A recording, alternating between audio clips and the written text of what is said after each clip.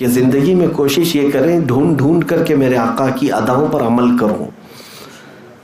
نبی پاک صلی اللہ تعالیٰ علیہ وسلم سے اگر مجھے سچی محبت ہے تو میں بستر کو چھوڑ دوں گا, اٹھ کر کے چلا جاؤں گا کہ میرے آقا کی آنکھوں کی ٹھنڈک نماز میں ہے. میں اپنے محبوب کی آنکھوں کو ٹھنڈک کیوں نہ پہنچاؤں؟ ارے میاں, جس سے مجازی محبت ہوتی ہے دنیا میں, کسی ایک 8 دن کی لیلا کو راضی کرنے کے لیے بیچارہ کیا کیا نہیں کرتا. اپنے کپڑے بدل لیا, بال بدل لیا, چہرہ بدل لیا, سب کچھ بدل لیا, لیلا راضی ہو جائے, محبوبہ راضی ہو جائے. اور اس کے لیے تو خون پسینے کی کمائی لا کر کے کیا کیا خرید کر کے لاتا ہے اس کو. تو دنیاوی مجازی عشق میں جب بندہ یہ سب چیزیں کر لیتا ہے تو حقیقی عشق جو میرے مصطفیٰ سے ہو, اس نبی پاک صلی اللہ تعالیٰ علیہ وسلم کے لیے کب سیریس ہوا بندہ, مومن کب سیریس ہوا؟ کبھی کسی رات کو سوچا کہ آج کی رات صرف میرے مصطفیٰ کی ہے؟ بہت راتیں اللہ نے ہمیں دیں, کوئی رات تنہائی میں ہم اٹھ کر کے بیٹھے. راتیں تو ہماری بہت ساری کن کن ناموں پہ وقف ہوتی ہیں. برتھڈے کے نام پر بھی ایک رات جاتی ہے, شادی کے نام پر بھی کئی راتیں جاتی ہیں, ولیمہ کھانے کے نام پہ کئی راتیں جاتی ہیں. یہ دعوتوں میں سے اگر کچھ بچ جائے تو ہوٹل پر اور پارٹیوں میں ان کے لیے بھی راتیں خاص ہیں. آج کی رات ان کے لیے بہت سارے راتیں صرف اور صرف لوگ گانے بجانے کے لیے یا قوالیاں سننے کے لیے بھی رکھے ہیں. اتنی ساری زندگی گزرنے کو آ گئی, پیچھے مڑ کر کے دیکھو اپنی لائف میں کوئی رات ہم نے میرے آقا کے لیے بھی خاص کر دیا تھا؟ پھر کون سی محبت کی ہم بات کرتے ہیں؟ تو پہلے ہی پوائنٹ میں ہم اٹکے ہوئے ہیں. 3 باتیں میرے آقا نے فرمایا, ثلاث من کن فیہ وجد بہن حلاوت الایمان. 3 چیزیں جس کے اندر ہوں گی ایمان کی چاشنی اسے مل جائے گی. ان میں سے پہلی ہی چیز پر ہم کامل نہیں ہو پائے. سب سے پہلا پوائنٹ ہے اللہ اس کے رسول سے سب سے زیادہ محبت ہو, سب سے زیادہ محبت ہو. لیکن کبھی کبھار دوسری محبتیں آڑے آ جاتی ہیں ہمارے پاس. وہ آپ نے نہیں دیکھا, ہم کہتے تو ہیں اللہ کی ذات سے ہمیں بے پناہ محبت ہے, لیکن عمل میں ہم نہیں کر پاتے, عمل میں نہیں کر پاتے. ایک طرف تمہاری دکان ہے, ایک طرف تمہارا بزنس ہے, ایک طرف تمہاری روزی ہے, اور ایک طرف اللہ کی عبادت ہے. اگر تم سچی محبت کا دعویٰ کرتے ہو کہ میں اللہ سے سب سے زیادہ محبت کرتا ہوں, تو جیسے ہی تمہیں اللہ کی طرف پکارا جائے حی علی الصلاۃ, پھر دیکھنے کا مقام ہے کہ اس کو پسند کر رہے ہو کہ اس کو پسند کر رہے ہو. عمل سے ہی پتہ چل جاتا ہے کہ تم کس کو زیادہ پسند کرو. نہیں, دکان ہے کیسے چھوڑ کے جاؤں گا, بعد میں بھی پڑھ لیا جائے گا. بزنس ہے بعد میں بھی دیکھ لیا جائے گا, نمازیں سب ملا کے رات کو ایک بار کر لیں گے. تو اللہ سے اگر سب سے زیادہ محبت کرتا ہو تو یہ چیزیں کیوں آڑے آ گئی؟ تو پھر جھوٹ بول رہے ہو. صرف ایک بات میں نہیں, بہت ساری باتیں میں آپ کو بتاؤں. وہ ایک فقیر آدمی کی بات میں نے سنایا تھا آپ کو. بیچارہ سائل تھا, مانگنے والا تھا. فروٹ کی دکان میں اس نے کچھ مانگا, اللہ کے نام پہ کچھ دے دو. مسلمان آدمی تھا, پھل بیچنے والا. آم جو سڑے ہوئے نکلے ہوئے تھے نکال کر کے دے دیا. مانگنے والوں کو کیا دیا جائے گا؟ جو بچا ہوا ہے یہی دیا جائے گا. اس کے بعد تھوڑی دیر میں وہ فقیر نے اپنے جیب سے پیسے نکالے, 10 روپے 20 روپے. کہا کہ میاں یہ پیسے ہیں, اس کے کچھ پھل اچھے دے دو. پیسے کے بدلے میں جو پھل ملیں گے وہ اچھے پھل ملیں گے, معاوضے بھی مل رہے ہیں. تو اچھے پھل اس کو مل گئے, 3 پھل آم. اب وہ فقیر دونوں پھل اپنے ہاتھ میں لیا, اور اس کے بعد اللہ تعالیٰ سے کہتا ہے مولا یہ تیرا بندہ ہے, دیکھ اس نے تجھے کیا دیا ہے اور مجھے کیا دیا ہے. تیرے نام پہ میں نے مانگا تھا تو سڑی ہوئی چیزیں دیا, اور میں نے اپنی دولت سے مانگا تو مجھے اچھی چیزیں دیا. وہ دکان کا مالک جو تھا مسلمان تھا, رونے لگ گیا, کہا مجھ سے خطا ہو گئی, بہت بڑی خطا ہو گئی. میرے عزیزوں, زندگی میں ہم بہت مرتبہ یہ کام کرتے ہیں, بہت مرتبہ یہ ساری چیزیں ہو جاتی ہیں. میں اکثر کہا کرتا تھا اللہ اور اس کے رسول سے اگر سب سے زیادہ تمہیں محبت ہے تو سب سے پہلی پرائیورٹی تمہاری لائف میں ہر چیز میں میرے حضور کی ذات ہونی چاہیے. ہمارے گھر میں یہ رواج برسوں سے تھا, آج بھی ہے الحمدللہ, اور میں کوشش بھی یہ کرتا ہوں لوگوں کو تلقین کر کے بھی کہ ہمارے والد گرامی علیہ الرحمہ اکثر یہ نصیحت کرتے کہ گھر میں جب بھی کوئی خوشی کا موقع آئے, یعنی شادی, منگنی, ولیمہ, عقیقہ, کچھ بھی آئے, تو سب سے پہلے شادی سے 2-3 دن قبل سے ہی ہمارے گھر میں محفل مولود شروع ہو جاتی ہیں کہ پہلے حضور پاک صلی اللہ علیہ وسلم کی بارگاہ میں, اور پھر ذکر کی مجلس ہو, راتب ہو, اذکار کریں اللہ تعالیٰ کی بارگاہ میں, پھر ہم اپنی خوشی کی طرف آئیں گے. پہلے فرسٹ پرائیورٹی اللہ اور اس کے رسول کی ذات ہے. خوشیوں میں تم بھول جاتے ہو, میتوں میں تو اللہ کو یاد کرتے ہو. تو ہر مقام پر ہم کو یہ دیکھنے کو ملتا ہے, کئی جگہوں پر اللہ اور اس کے رسول سے محبت کا دعویٰ تو ہر ایک کا ہے.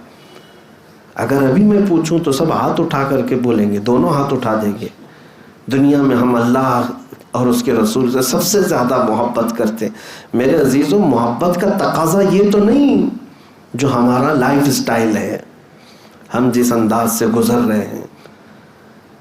اللہ اور اس کے رسول صلی اللہ تعالیٰ علیہ وسلم سے سب سے زیادہ محبت کا مطلب یہ ہے کہ جو جو چیزیں اللہ اور اس کے رسول کو پسند ہیں وہ میری لائف میں سب سے اول مقام پر ہونا چاہیے.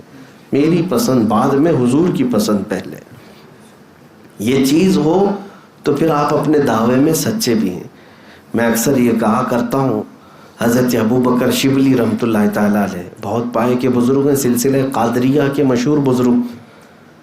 آپ نے سلسلہ قادریہ کے شجرے میں پڑھا ہوگا, بحر شبلی شیر حق دنیا کے کتوں سے بچا.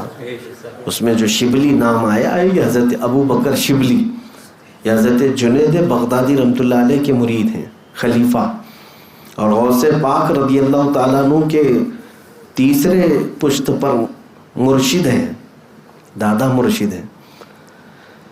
آپ یہ کہا کرتے تھے کہ میری زندگی میں سب سے سخت سوال یہی ہے کہ اگر کسی نے مجھ سے پوچھ لیا کیا آپ کو اللہ کے رسول سے محبت ہے, یہ سوال میرے لیے سب سے سخت ہے. آپ کے لیے سخت ہے؟ اگر کوئی کہے کہ حضور سے محبت کرتے ہو کہ نہیں کرتے ہو, بغیر سوچے سمجھے آپ کہیں گے کیوں نہیں کرتے.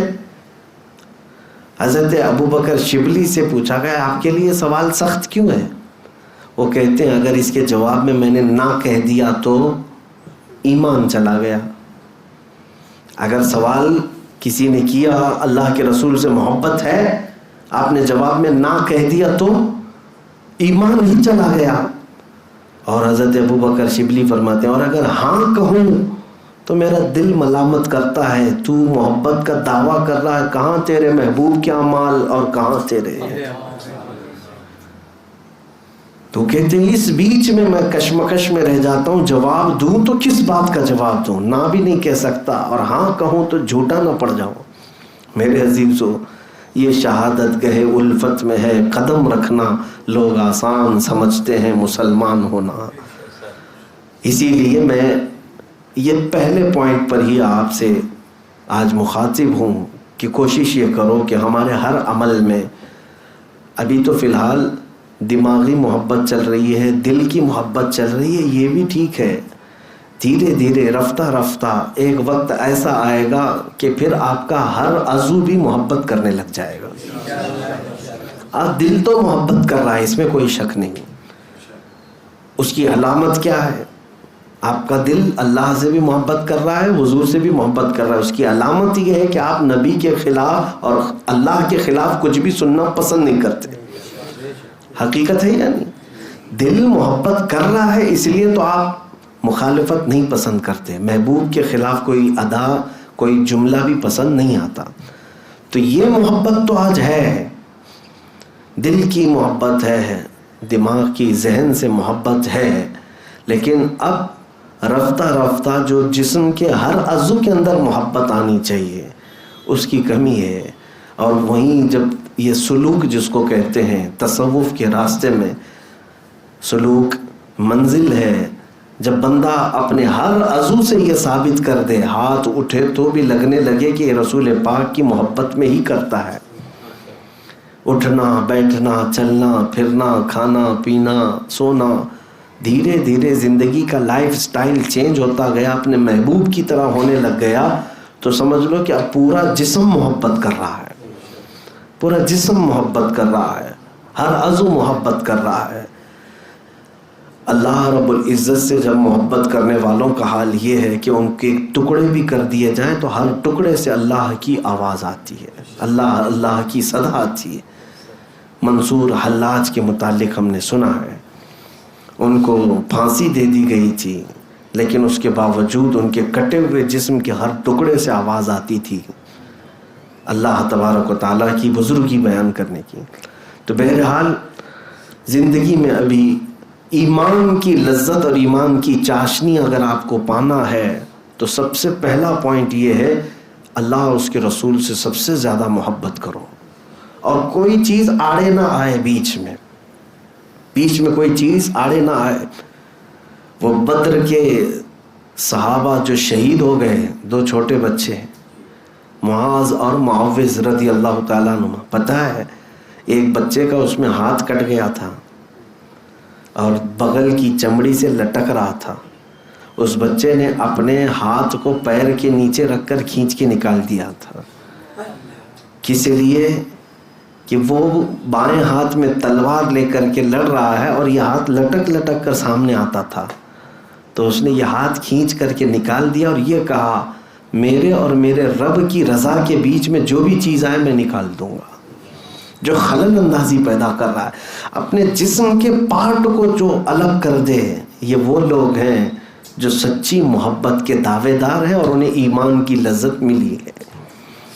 ہم تو کتنی چیزوں کو اپنے آس پاس بسا کر کے رکھے، ہم خواہشات کے پیچھے چل پڑے، خواہشات کے پیچھے، اور خواہشات کا نام ایمان نہیں ہے۔ بہت ساری چیزیں ہمیں قربان کرنی ہوگی، دنیا ہمیشہ کی نہیں، آپ سب کو پتہ ہے، سب کو پتہ ہے۔ اگر تم اپنے خواہشات کے پیچھے چلو گے، چند گناہوں کی لذت کے بعد واپس تو مر کر کے اللہ کی بارگاہ میں پہنچنا ہی ہے، تو کیوں ہم یہ فانی دنیا کی لذت حاصل کرنے کے لیے ہمیشہ کی جنت کو قربان کر رہے ہیں؟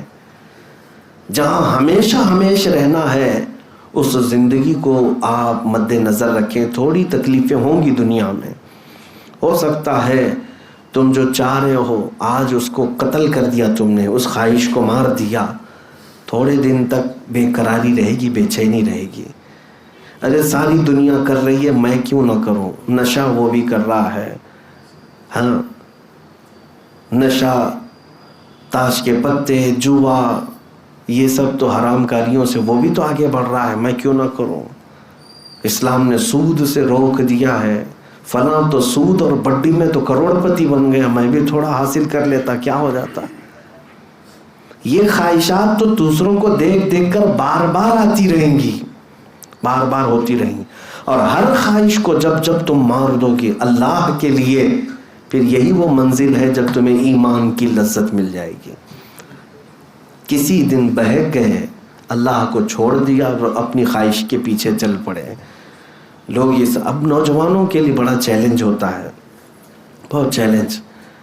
گناہ ہر گھڑی دعوت دیتے رہتے ہیں، اپنی طرف بلاتے رہتے ہیں، ہر قدم پر تمہیں استقبال کر کے بلاتے ہیں گناہ دنیا میں، اور تمہیں اس کی لذتیں بھی بتاتے ہیں، لیکن تمہیں ابھی ایمان کی لذت اگر مل جائے ایک بار تو یہ سارے گناہوں کی لذت ہیچ ہے، کچھ بھی نہیں ہے۔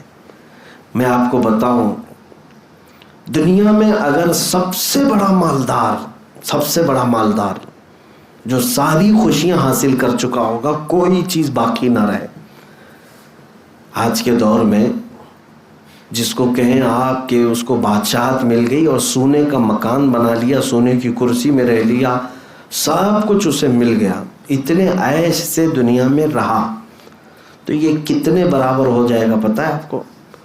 قیامت کے دن ایک بندہ جنت میں سے صرف اس کو ہوا سونگھا کر کے لایا جائے گا، صرف وہاں کی خوشبو اور ہوا میں گزار کر کے لایا جائے گا اور پھر بتایا جائے گا کہ یہ جو بندہ ابھی لذت حاصل کیا ہے یہ دنیا